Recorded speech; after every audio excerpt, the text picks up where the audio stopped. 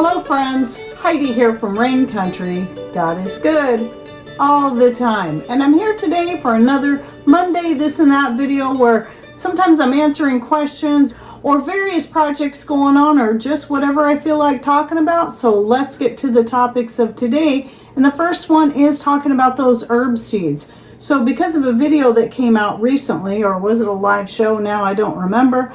But people were asking me if I'm still selling my marshmallow seeds, and yes, I most definitely am. Plus a bunch of other herb seeds that we grow here in the very wet, rainy part of the Pacific Northwest. So if you're interested in seeing what we have to offer, because we sell more, we make and sell more than just our seeds, please email me at raincountryhomestead@gmail.com and I'll shoot you out that product list that includes instructions on how to order. Now, the next thing I wanted to cover was that when I give frugal suggestions and ideas, sharing from my own experience, I just want people to understand that that is all I'm doing. I'm giving you options, other ideas. I don't expect people to become like me or do everything the way I do. It's never a you should do this. It's just for the sake of people who are looking at trying to be more prepared or to save a little more money. I give suggestions based on both what I do in my own personal experience as well as some that others do, even if they're not something that interests me, but they're things that quite a few of my followers have shared with me as well. So I like to throw that out there. And one of those examples would be a recent video I did on the cloth to replace toilet paper. Now, I know all about bidets, and for a lot of people that's a much better option, which is why I mentioned it in the video. And there's more options than just that. However, I also understand that not everybody's ready to take on that kind of job. Just like for many years, people have been squeamish about doing cloth diapers, even though that was the only way people diapered their babies for many, many years. We've kind of got into the habit of that paper has replaced so many things. And so it's kind of funny when we say a replacement for paper, when really it was paper that replaced cloth in the first place when it comes to napkins, feminine products, toilet wipes, and diapers, and much more. But I also understand we all have very busy lives, and we also have different levels of squeamishness, and it can be a hard thing to overcome. And maybe some of these things aren't going to fit into our current lifestyle or what we're already trying to do. And I always encourage people, never take on more than what you're ready to take on. Start with one thing at a time. And if that's the last thing you want to do, then put that off for last. There's no judgment on my part. And honestly, it was something even though I did cloth diapers with my babies, it was something I waited for a good number of years before even thinking about it, let alone considering it. So trust me, I understand. So no one should ever get angry or assume the worst. Maybe just take time to actually listen to my videos and just hear what I have to say and consider it. And if it's not for you, it's not for you. You can always click out. Now, another question I had come in was somebody was asking me, how do you figure out what the right size cork is? Well, you have a couple of options. If you're using recycled bottles and jars like this recycled sparkling cider bottle, what I had to do, because these come with little caps and no corks, was I had to figure out the size based on the measurement across right here, and then look at corks where that measurement would fall right in here. So usually when you're shopping for actual corks, let's say you're doing this online, they'll give you the bottom measurement and the top measurement. So the measurement of this should fall in that center line somewhere, because you don't want it to be the same as this, or you won't be able to get it down into the bottle. And if it's the same as this, it's just going to fall straight through. So it has to be somewhere in that center between those two measurements. Or if you have a hardware store or even a wine beer making store, you can usually just take whatever bottles you've got that you're recycling and go down there and just check the sizes that way. Now, when it comes to corks, like for a 1 gallon jug, I learned right away just by looking it up that your 1 gallon jugs like this typically take a size 6. So that's what I have here is a size 6. So a lot of times your corks are given numbers as far as size, but again, just like this, most of your corks, whether they be silicone or they be corks, they're going to give you the measurements of the top and the bottom, and that's what you need to go by if you're not sure about the number size.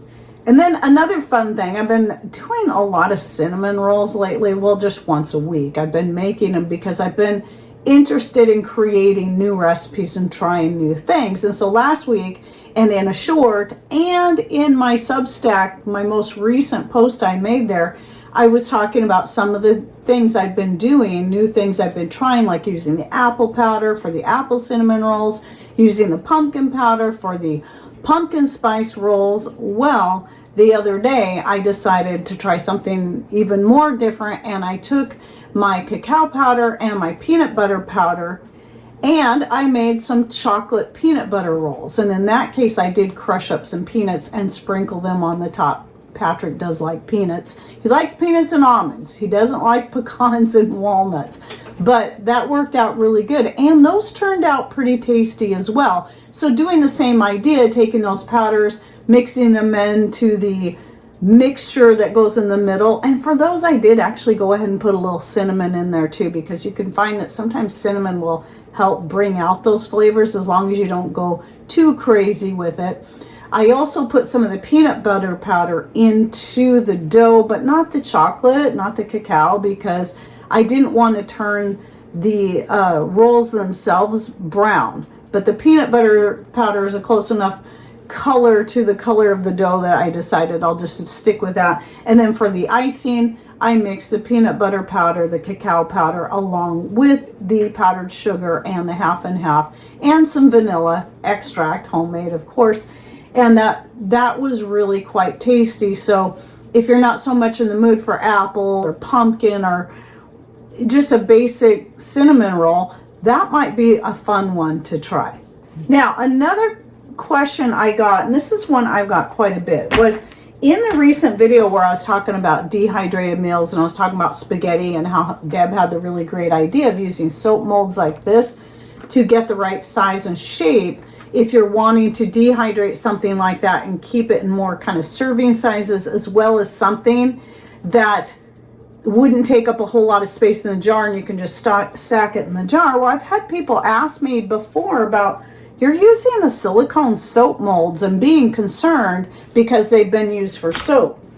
So, and here's another example. This is a soap mold. I've used it for soap, but I've also used it to make chocolates.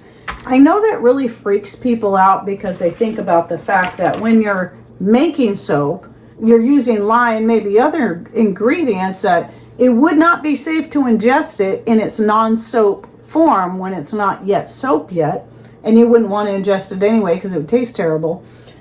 They worry about that. And here's the funny thing that a lot of people don't think about is, first of all, what do you wash your dishes with? You wash your dishes with soap. I wash these with soap, even though they already had soap in them in the first place. The trickiest one are the things like this that have a lot of details, and you got to make sure you turn them inside out and get all the little dried pieces of soap out. But that's more because you don't want your candies or your spaghetti or whatever it is to taste like soap.